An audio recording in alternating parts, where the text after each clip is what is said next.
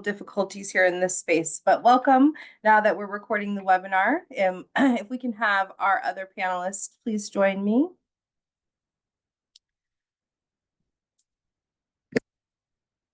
Thank you everybody for joining us tonight. This is our Justice Pillar webinar for the November 2024 installment. My name is Tiffany Thornhill. I'm the chair of the Justice Pillar here for the Commission of African American Affairs, also the program manager in the Congressman Ed Pastor Center for Politics and Public Service at Arizona State University. I want to first give honor to the Congressman for his legacy, for giving us this platform. Without him, we wouldn't be here today. So I want to make sure that we give him that honor before moving forward. So without further ado, let me introduce you to Alberto Olivas, the Executive Director of the Pastor Center at ASU. Good evening, and thanks to Tiffany and all the other helpers with the Justice Pillar for setting up this evening's event. The Ed Pastor Center for Politics and Public Service at ASU was created nearly 10 years ago now. And it was the Congressman's vision for there to be a home at ASU for students and community members that wanted to learn the how-to practical skills for advocacy and for getting involved in public policy, for getting involved as advocates for voter rights and for justice and social change efforts. And so that's what we do here at the center. It's just me and Tiffany with the center. And we offer a whole host of programs and events and workshops and scholarships, all focused on developing civic leadership and civic engagement skills and networks, and the kind of experiences that help our students and our community members come away feeling not just motivated to get involved, but prepared to do that effectively. And so I'm really excited about tonight's topic related to pre-arrest deflection, because I think justice and law enforcement issues in Arizona and many other places have long had a disparate impact on communities of color, and that has a direct bearing on our ability to advocate for ourselves and to be represented in decisions made on our behalf by government agencies and community organizations. So I'm hopeful to learn a lot from tonight's events, and I'm excited for us to get started. Thanks, Tiffany, for setting this up. Thank you so much, Alberto, for that welcome. And thank you so much for allowing me to do this work with the commission as well. It's definitely an honor. As an alumna of the Spirit of Service Scholars Program, that is a program offered in the Pastor Center for Politics and Public Service, it is life-changing. I found my civic voice through that space. So to be here today and be able to give back in this capacity is, to me, a blessing. So thank you. All right. Again, thank you from the Justice Pillar here at the Commission of African American Affairs. Thank you to our leadership on the commission that does allow us to give these contributions to the community here. I too am very, very interested in the topic tonight as a social worker, as someone who cares about change and restoration. I'm excited to hear about this promising program. So let me pass it over to Commissioner Diane Post for her welcome. Well, as Tiffany mentioned, I'm a commissioner, and I'm also in the Justice Pillar and a longtime attorney. One of the most horrifying facts about our prison system is that we have more mentally ill people in our jails and prisons than we do in our mental hospitals. So today, our prisons and jails are our asylums. Part of the problem is that we treat drug addiction as a criminal matter when it should be a behavioral health matter, and it should be treated and not punished. It should be no surprise to probably most of us listening that we, the United States, we have the largest prison population in the world. With only 5% of the world's population, we hold 25% of the world's prisoners. We are now the gulag, and we have been for some time.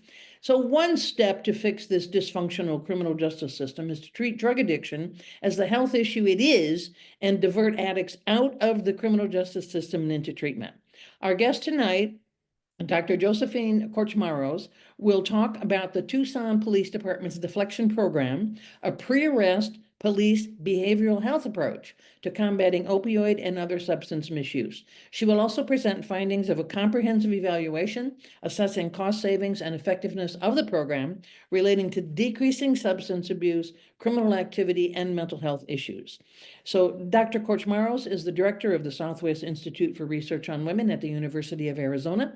She will speak for about 30 minutes, and then we will take questions. Put your questions in the chat. And then after she's finished with her presentation, Tiffany and I will work with her to make sure that your questions are answered in the chat. And for those who are listening, that the comments in the chat will be read so that they will get it when they're listening to it later. So put your questions in the chat, and over to you, Dr. Korchmaros.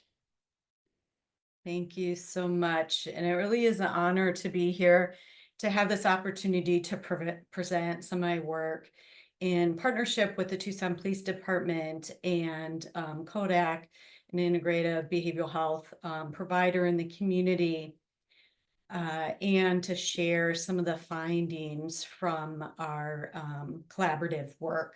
So I'm going to take a minute to share my presentation slides, get those ready.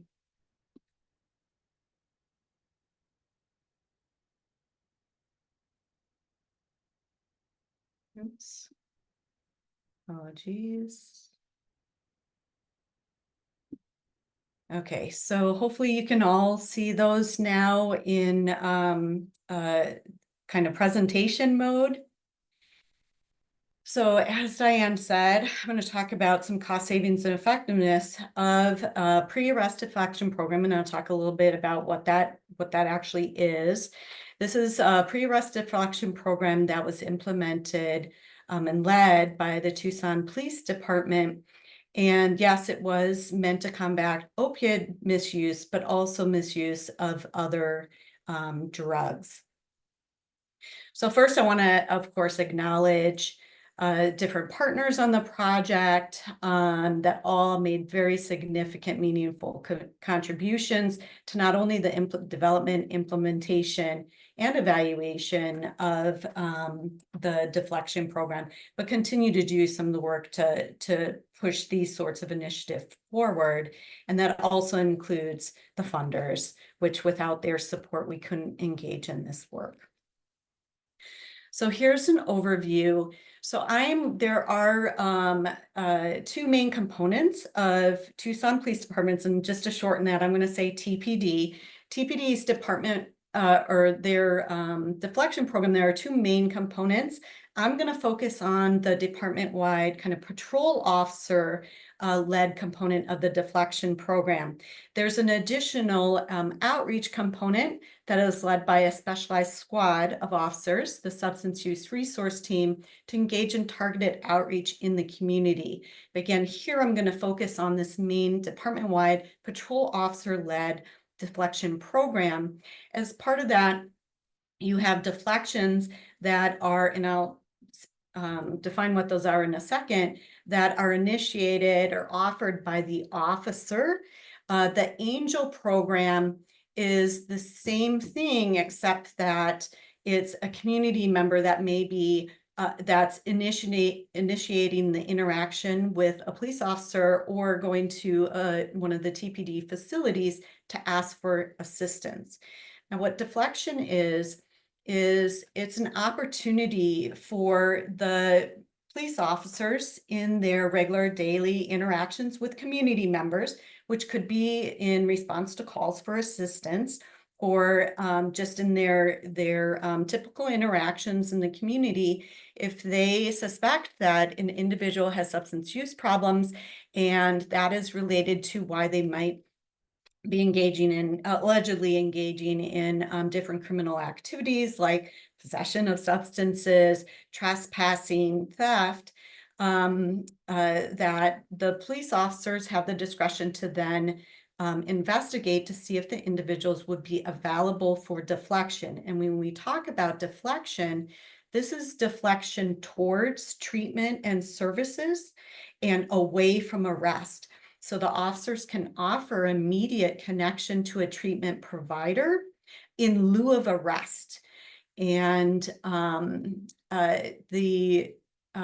that's if the person is eligible for deflection. And the two main types of eligibility criteria is one is the type of crime that they're suspected of engaging in the moment. and recent history of criminal engagement. So, for example, people that, if it was a violent crime, they wouldn't be eligible. If it is a crime that has a victim, so I mentioned theft, if the victim does not want, the person to be offered deflection, then it's not offered. The other main criteria for eligibility is if the person is open and willing to engage in treatment. So the officers can investigate for eligibility of the program, and if the person's eligible, then offer them. Basically, they engage in a brief intervention to encourage engagement in treatment and services, offer immediate connection to a treatment provider. The primary treatment provider was Kodak. However, officers could connect individuals to other behavioral health providers in the community.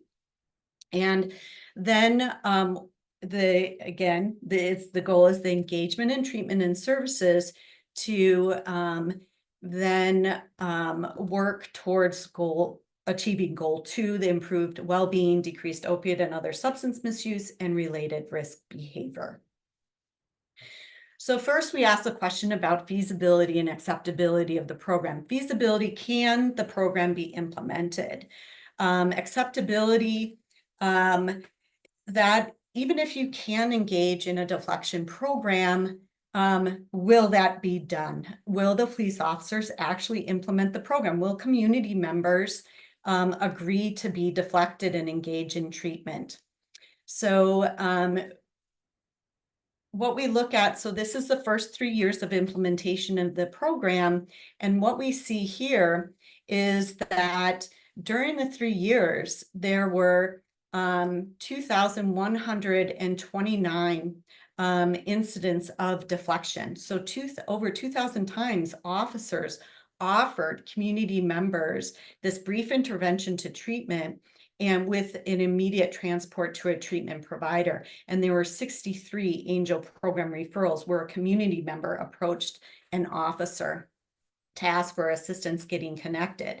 Now, first, let's take oops, I seem to have lost my movement for it. There we go.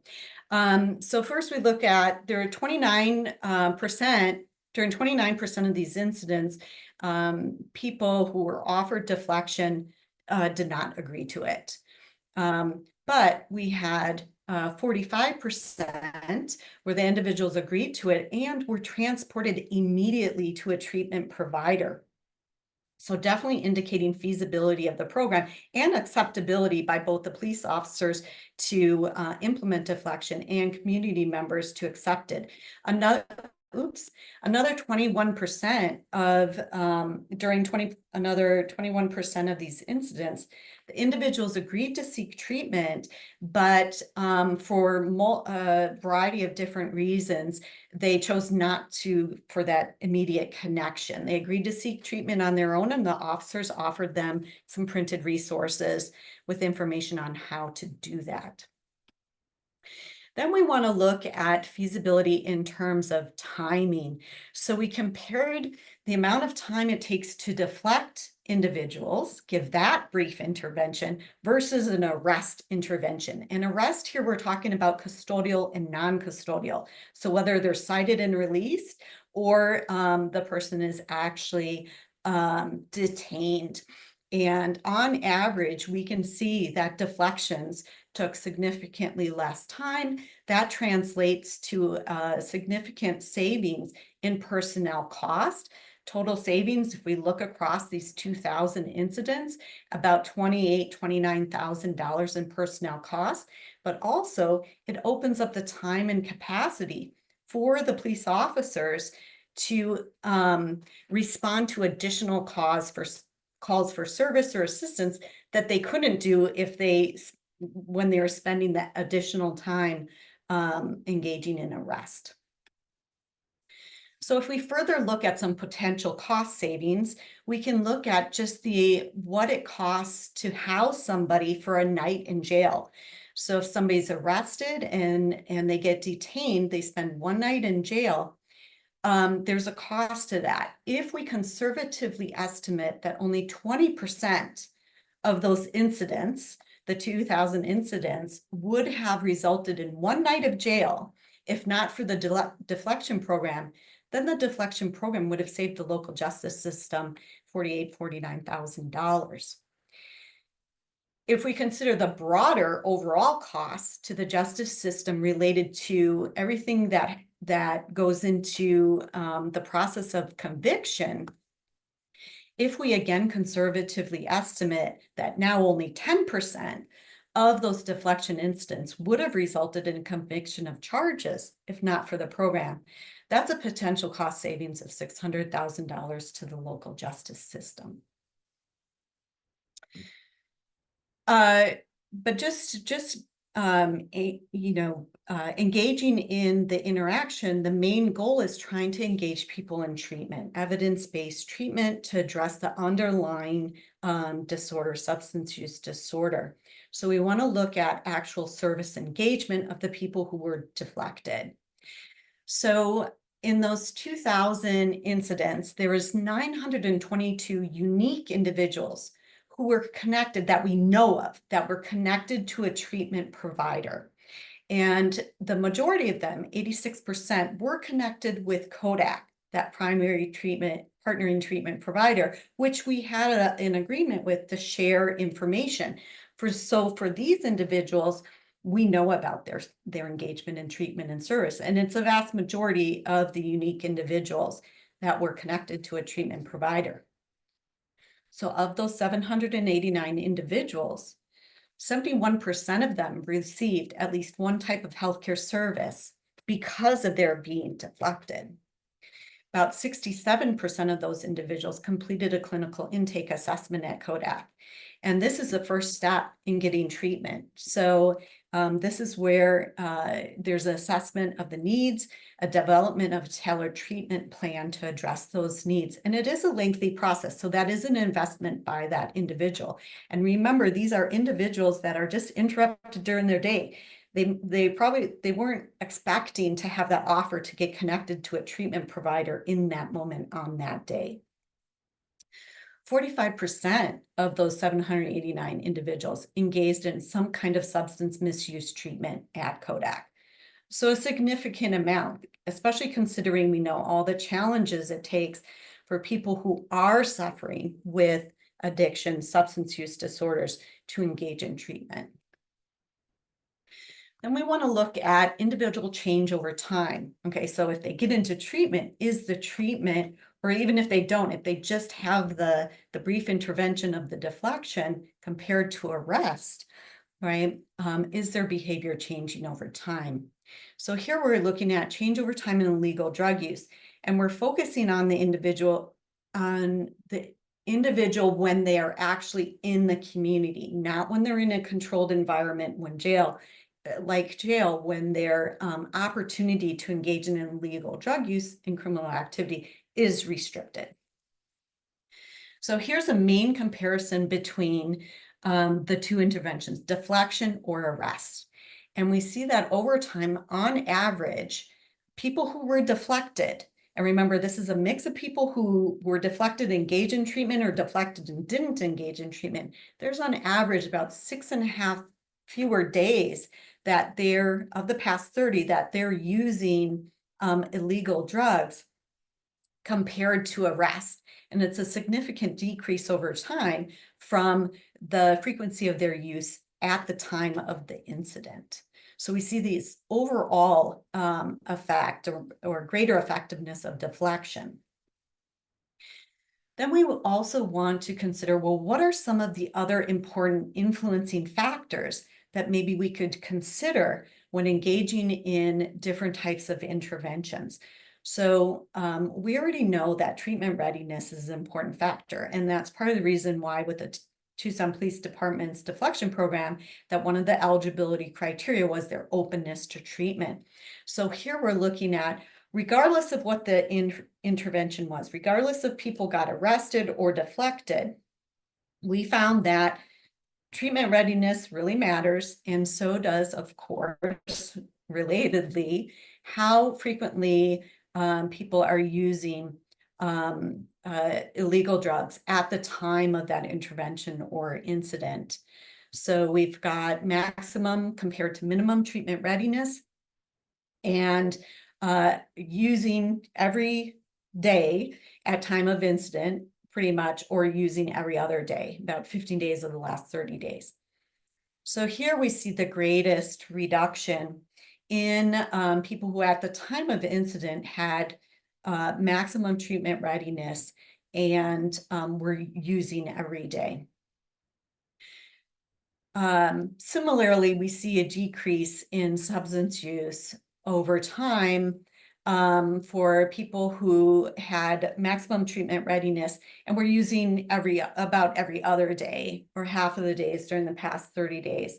So there's, they're starting lower, right? So there's less opportunity to change, but both of those groups are reducing. So maximum treatment readiness is an important factor to consider when you're providing the intervention. It's a great time point at which to conduct the intervention. People who are at minimum treatment readiness, we see there that no change or a slight increase over time in illegal drug use. And again, this is across deflection and arrest. Then here we're looking at change over time in criminal activity. So the difference between deflection and arrest, there's a little bit of a pattern of a difference there, but it wasn't statistically significant. So they both seem similarly effective in decreasing criminal activity over time. But what we see here on this figure is, again, the importance of treatment readiness and where people are at the time of the incident or the interaction, whether that's a deflection or an arrest. And so we see here the greatest reduction in criminal activity over time is in the group who at the time of the incident was really motivated, ready to engage in treatment and using very frequently, basically daily use. Then we have these groups here. So this is people who at the time of incident, maximum treatment readiness, using about every other day. And then the lighter blue dashed line, that's people who at the time of incident had minimum treatment readiness and were using every day. And we see there's a similar pattern of a decrease over time for them. But for the group who was at the time of incident, wasn't really ready for treatment and were using every day, the intervention, whether it was arrest or deflection, did not have an impact in criminal activity over time. And here, of course, we want to consider an impact on mental health. Here we're looking at serious anxiety not related to their drug use. And what's important here to pay attention to is, we've got one group that's really standing out and their experience is very different. And it's concerning because it's a great drastic increase in number of days that they're experiencing serious anxiety. Basically, it goes up to every day. And this is the groups we're comparing here are maximum to minimum treatment readiness at the time of incident, but also arrested versus deflected.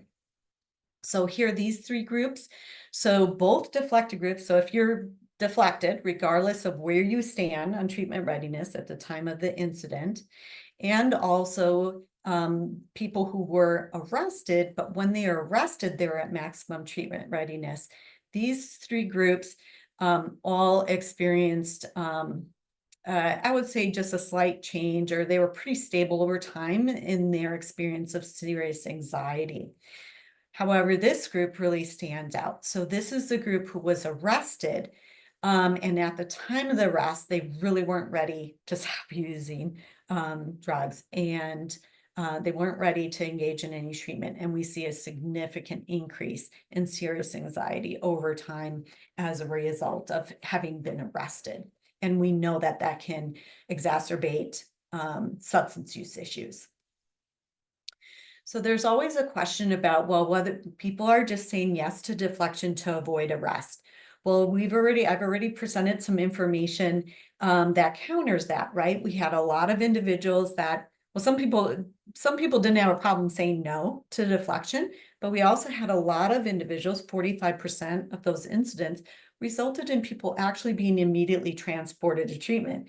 So we didn't have a lot, there was a lot of people that didn't say yes to deflection, then get out of going to the treatment provider. And also we saw that a good number of individuals actually engaged in treatment.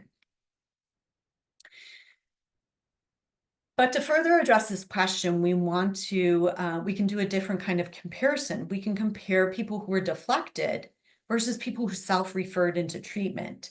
So these are people self-referring into treatment. They're showing up at a treatment provider, and for whatever reason prompted them there, they're there asking for help, not having been arrested. Not having been deflected. So we can compare them in terms of their treatment motivation, and we look across different kind of components of treatment motivation, treatment readiness, whether they're recognizing that they have a problem, whether they have a desire for help, feel pressures for treatment, and recognize treatment needs. And so self-referred is in blue, deflected in orange, and we see that these groups are fairly similar. In these areas, we see that the deflected individuals are actually scoring higher in terms of readiness to engage in treatment than people who are self-referred. Now, again, I think that this helps to indicate that people are not just saying yes to deflection to avoid arrest, they're ready to engage in treatment. It also indicates that the officers in their investigations were pretty accurate in their conclusions of determining whether somebody met that eligibility criteria of whether they were open to treatment. Then here we also can look at, deflected versus self-referred in the rates of engagement. So, some people might think, well, you self-refer into treatment and then it's 100% you engage. Well, there's at so many different points and challenges to getting engaged in treatment and staying engaged that, even if you're motivated at one moment, the next moment that things can change for you and people walk out the door. So we made this comparison. You can see that the groups aren't that much different from each other. Yes, the referred is a little bit higher on each of these, and engagement in MAT, that's engagement in medication-assisted treatment. And I should say that these analyses were restricted to individuals who had opioid use disorder and were appropriate for medication-assisted treatment for that. So, and then engagement in any substance use disorder treatment, received any healthcare service. So the biggest difference here is whether the percentage of individuals that are engaging in medication-assisted treatment. So yes, the self-referred are engaging at a higher rate, but again, 45% is a pretty significantly high percentage for this population engaging in treatment. And remember, deflected individuals did not plan to go and engage in treatment. That just happened because of that interaction with the police officer. Then, so there was, from the start of the development and implementation of TPD's deflection program, the person who was leading this, Assistant Chief Kevin Hall, was very focused on equitable implementation of the deflection program. So he engaged in some different strategies from the beginning in training, talking about implicit bias, and then strategic communications throughout the implementation to encourage officers to really try to consciously think through their decision-making process to try to engage in more equitable implementation of the deflection program. Just don't offer it to one type of person, right? Or one subpopulation. Let's try to address some of the inequities in arrest. And so what he asked us to do, the evaluation team, was to give him monthly reports on the breakdown of the demographic characteristics of the deflections so that he could monitor that over time and then respond again with strategic communications and other actions that would encourage officers to equitably implement the deflection program. And here we're presenting ascribed race and ethnicity from the police officer's perspective, because that's what's driving their decision, right? So that could be impacting their decision, not somebody's self-identity that the officer may not know. So we're looking here at ascribed race and ethnicity, and we see the breakdown. So you've got 40% of the deflection incidents, the officer thought that the person involved was non-Hispanic white. 34% of the time, the person was ascribed as being Hispanic, 9% African American, 1% Asian, 3% American Indian, reported as unknown. This is where the officer actually clicked a button that said, I don't know. And probably guess that most of these would fall in one of the categories other than non-Hispanic white, because if they're a non-Hispanic white, probably the officer would have selected that. And then we had 7% not reported.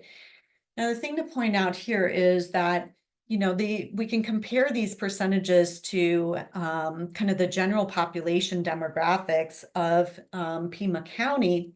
And someone encouraging there as if you look at the current census data, African American, and this is just if somebody says I'm solely African American and not anything else, that's about, I think it was about 3.8% something right now. American Indian is about 3.3, Hispanics about 35. So compared to the general population demographics, this looks pretty good, but also we have to consider, well, what does it compare to in terms of the demographic characteristics of people arrested? So I don't have those current numbers, but I think, which we know are higher, right? Like the distribution of people of color who are arrested is they're overrepresented compared to in the general population. But I think what these data do show is that it is a fairly it has been a fairly equitable implementation of the deflection program. And I think part of that was due to that focus on those efforts by Chief Hall and the other leaders of the program. So just to sum up real quick, I know I threw a lot at you, but I wanted to give you an overview of some of the different important findings of the project. Police-led pre-arrest deflection programs really seem very feasible, and this is based on not just what we learned from this evaluation, but what is already existing in the literature, feasible and acceptable. There's cost savings and to the program in terms of officer time, but also potential cost savings to the Justice Department. Deflection is effective in some ways, as effective arrest, and in a few ways more effective than arrest, especially when we're talking about longer term impact on illegal drug use. Treatment readiness, intensity of substance misuse, important influencing factors to consider whatever intervention is being implemented. Important to note that treatment motivation, engagement of people who are deflected is similar to those self-referred. And definitely important to monitor for and to really work towards equitable implementation of these programs. We want to address the disparities as well as the overall general issue of substance misuse and related issues that the community is facing.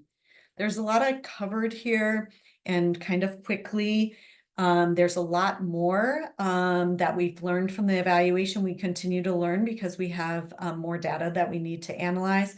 So feel free, I've got my contact information up here. Feel free to reach out to me if you have questions, you want to learn more information. I'm always happy to talk more about the work.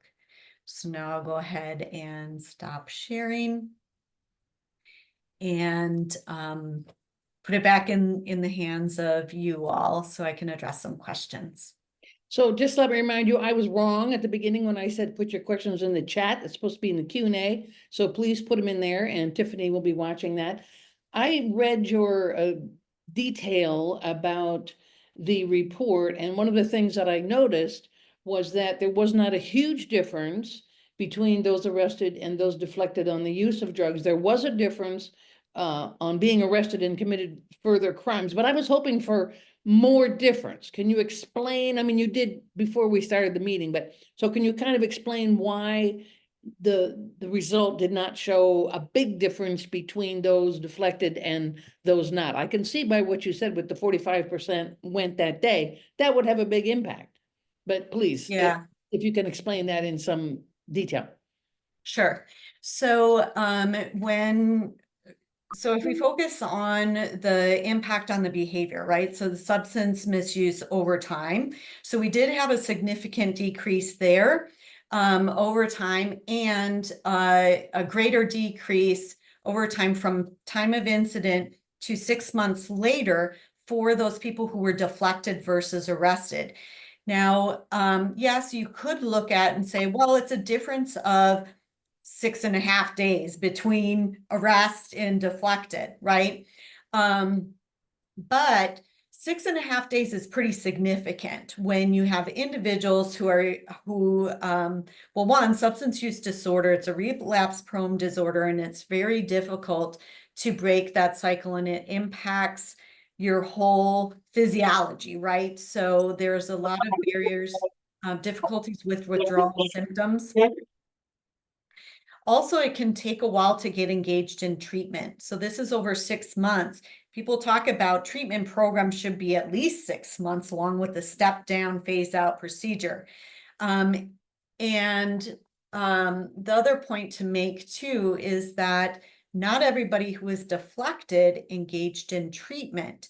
So what we're seeing is an average effect. For some people, they get engaged in treatment and you may see a much bigger change over time compared to arrest, whereas some people in the group of being deflected didn't engage in treatment and still were impacted and showed a decrease, but it was less than that, right? Yeah, so different factors to consider. But as somebody who's worked in this field for a very long time, you know, at 6 months, the type of disorder that it is, and the rate of recovery, a difference between 6.5 days on average of the past 30 days of use, deflection compared to arrest, is a pretty significant change. Yeah, difference. Question from one of our attendees: what, if any, plans are present to incorporate these findings into training protocols for law enforcement officers, for example, as part of ASPOST training credentials or any other type of training, or expanding this? Yeah. So locally here, even throughout when we were conducting the evaluation, which is over now, but the program continues. Even throughout that, we were sharing findings back to the Tucson Police Department and the treatment provider, and making improvements along the way. So the Tucson Police Department, in collaboration with Kodak, before they implemented the program, they had they trained almost every officer, like 450 officers, on substance use, addiction, pathway to recovery, stigma around engaging in treatment, substance abuse. And even from those trainings and the feedback they got, they revised the training and integrated it into their academy training for all new officers. So that is now an implemented, normalized part of the training for all officers in Tucson. They continue to refine those trainings. They also engage in booster trainings for officers. They've been doing that 2 times a year to continue encouragement of implementation of the program, but also to share back findings so that the officers are aware of what's going on. Tucson Police Department has also refined its procedures for especially around the the investigation around the eligibility criteria of openness to treatment. At a national level, all of the findings from this evaluation, as well as research that's been done in other jurisdictions, has all informed the national effort and training programs for jurisdictions currently implementing deflection programs, but also jurisdictions that are trying to develop their own programs. Tiffany, you want to take the Q&A questions?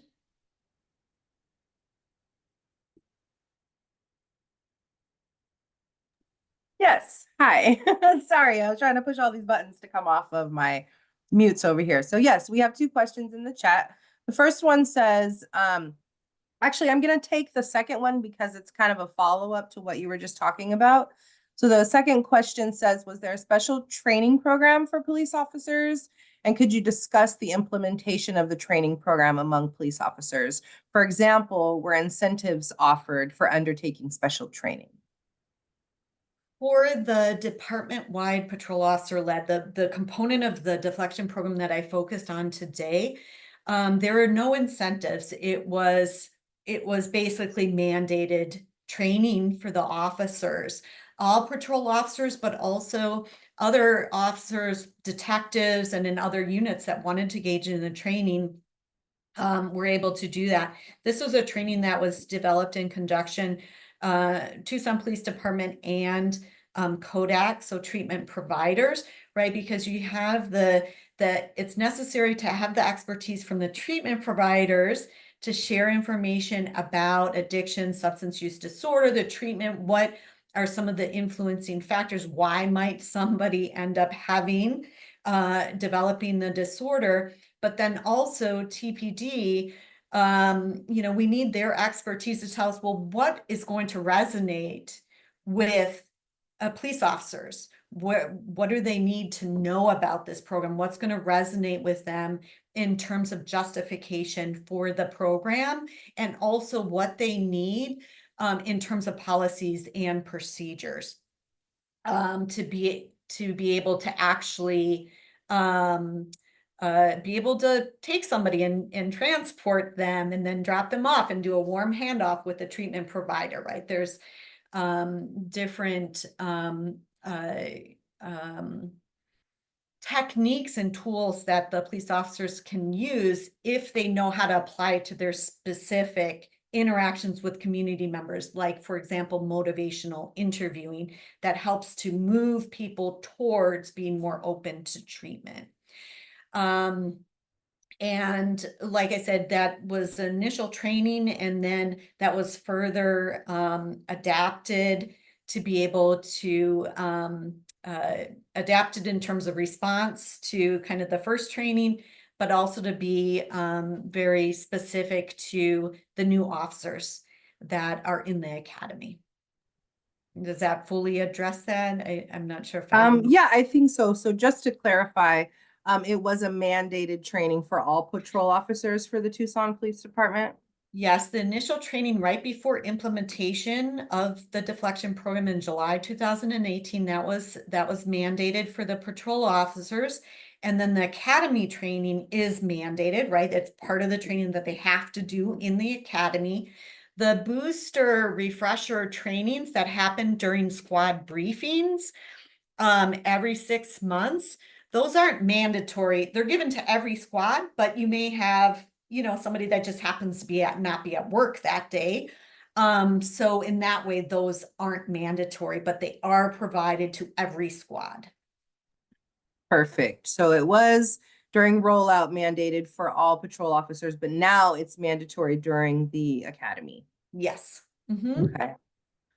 All right. So next question says, is it Tucsonan? I'm sorry, I'm not from Tucson. I'm butchering y'all's name here, but as someone who lives in Tucson, or maybe from Tucson, I'd like to know what steps are being taken to inform and explain deflection to the community.